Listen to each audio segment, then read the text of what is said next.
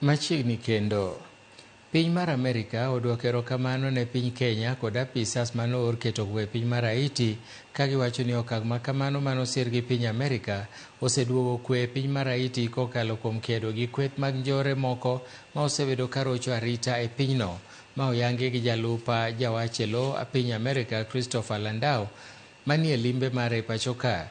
Jatend migepe ma pachoka Musalia Mudavadi oyango ni tudruok machiegni e kind piny Kenya gi piny mar Amerka pod biro dhi mbele mar neno ni piny Kenya kod pinje ma okiewo kode obedo garita makare. Made significant progress across trade, investment, peace and security, counter-terrorism, health, education and development. These efforts have contributed greatly to shared prosperity and strengthened stability across the region.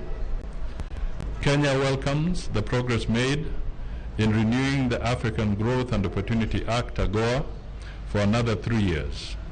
This renewal is an important milestone for Kenya-US trade, and we look forward to continued mutually beneficial trade between our two countries.